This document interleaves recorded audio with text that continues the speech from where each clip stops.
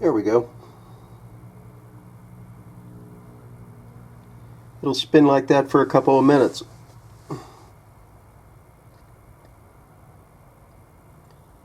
Where we're at on the project is we've got this side of this flywheel open with some threads on the inside, and I need to go ahead and plug this up because I want to have a nice aluminum transition and then a brass point on the other side for it to spin on. Well, I've got this chunk of aluminum all turned down to 495 thousandths. This thread on the inside of this guy is a 1/2-20, so we're going to go ahead and thread that 1/2-20. We're going to screw that into here. It's going to sit flush on this boss, and then from there I will figure out how I'm going to mount the brass piece.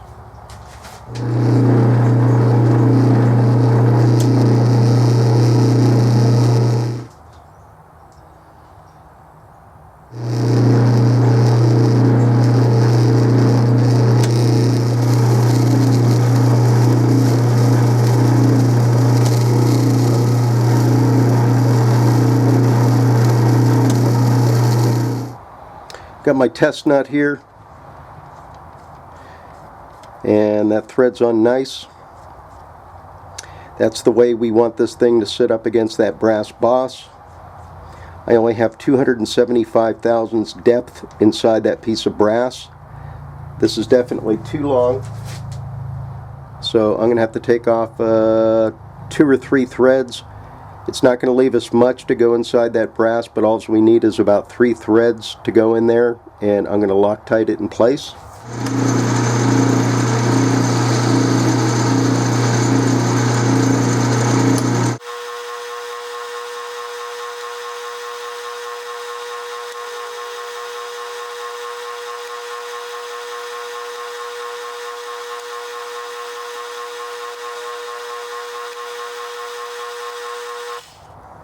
Now, it's not leaving us a ton of threads there, but we don't need a ton.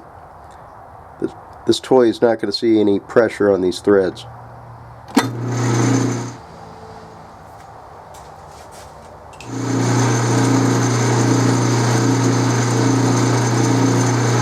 So let's see if it goes on and threads right up to the shoulder.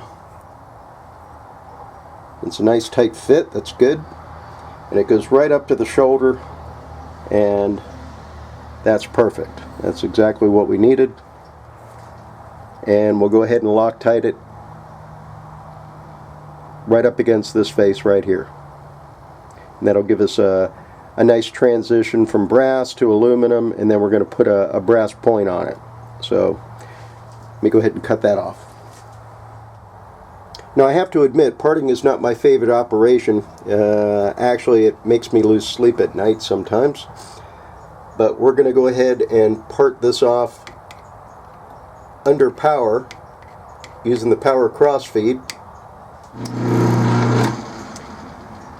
And I promise, if I have a crash, I will show it.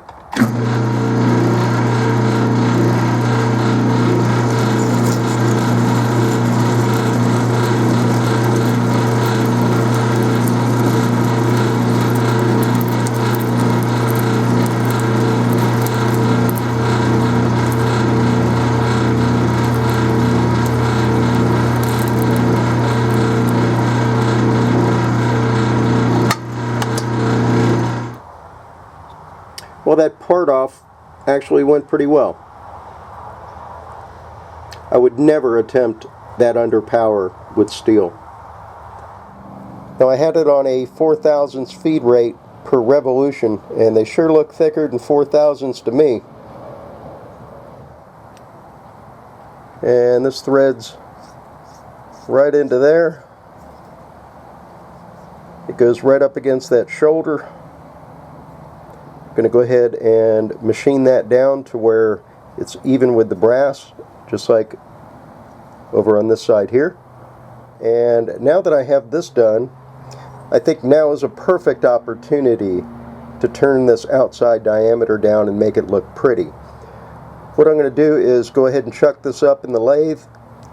I'm going to go ahead and put a 60-degree center in here, and we'll go ahead and use that as tailstock support to go ahead and turn the outside. The piece that we just made, I went ahead and screwed it into our little test nut, which was laying over on the table, and we're just going to drop a center drill in there.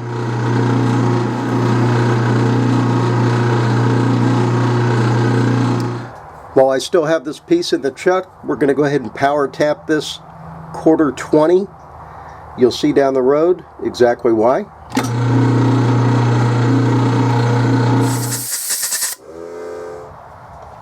Okay, I've got our brass bar, which we're going to use to go ahead and make the tip for the tip for the top.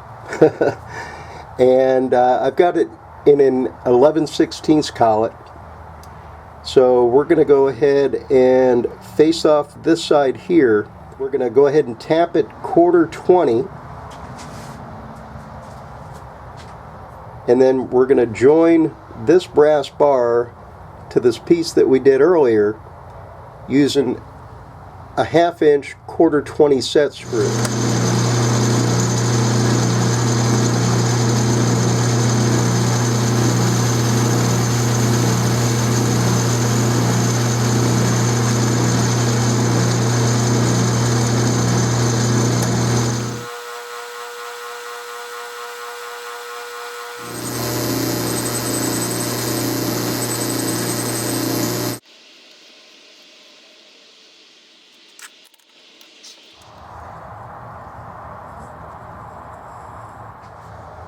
I put this mark on here so I knew how deep that hole was, so I stay out of trouble when I'm making that little cone point for it to spin on.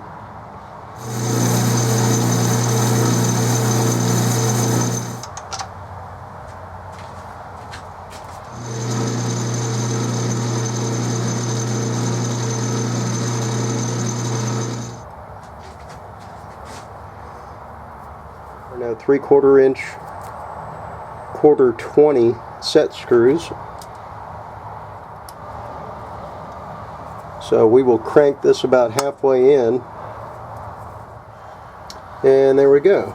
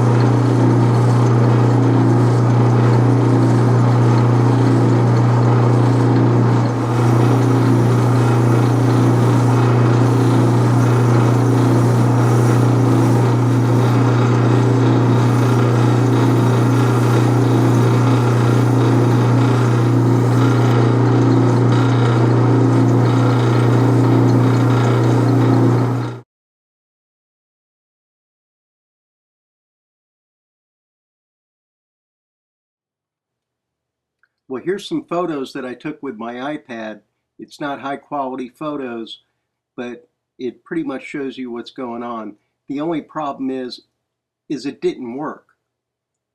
The most I can get this thing to spin for was about 25 seconds. And time was running out for me because it was very late at night and I had to drop it off the next morning for the holiday. And plan B was in order with a quickness. Although it looked great, the top had too much mass. The outer perimeter was too fat. The center of gravity was too high. I had very little time to get this thing to work.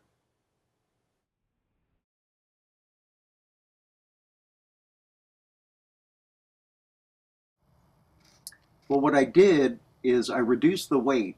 I machined down the outside to where instead of a 1/4 inch thick or 3/16, now it's only 1/16. And I ditched the brass point. The center of gravity was too high. So I went ahead and installed a steel ball bearing. It's Loctited in. This thing spins like there's no tomorrow.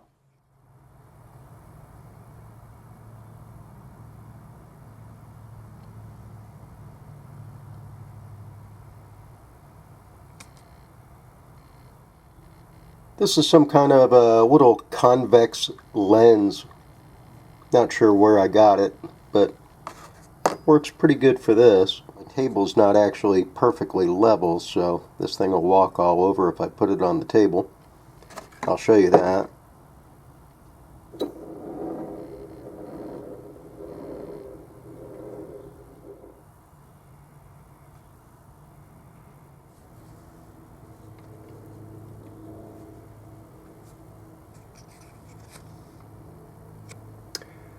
Well, this ended up being the final version.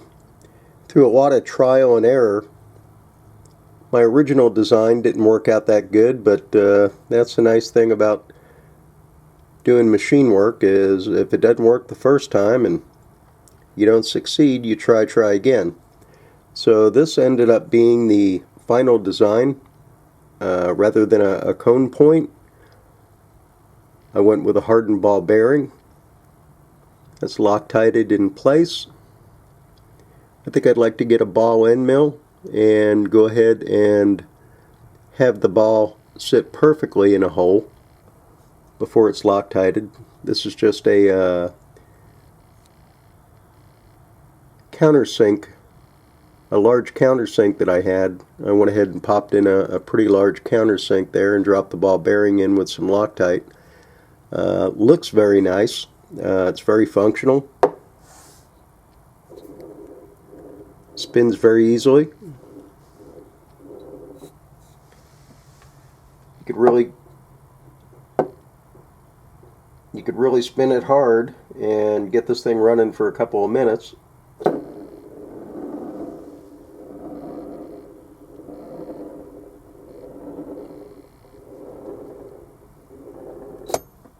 And a little convex base gives it a place to hang out and not go all over the place.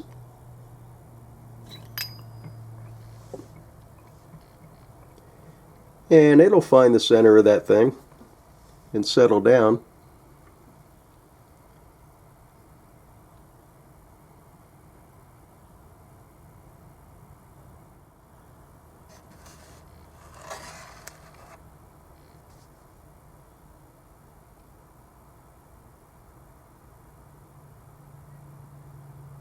Using a ball bearing, there's very little friction on the table. So that thing will just sit there and spin till its heart's content.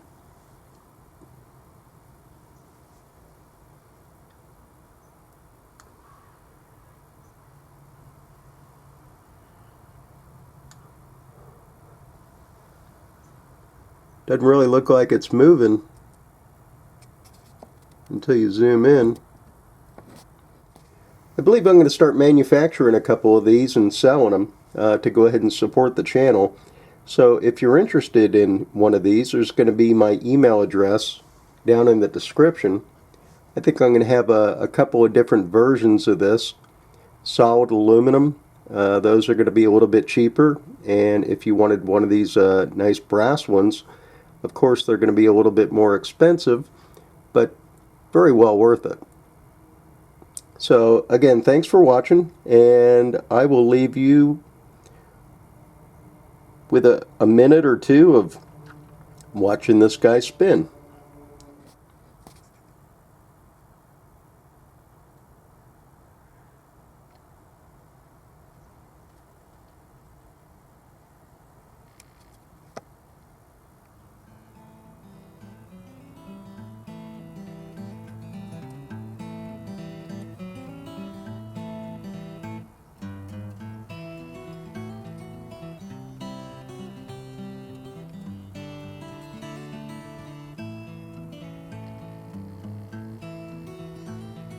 Well, if you like what you see in this build, please subscribe to the channel. I appreciate all the new subscribers, new and old, all the comments, all the likes, all the shares. Certainly goes a long way to helping out the channel, so I really appreciate you, and I hope everyone has a great 2018.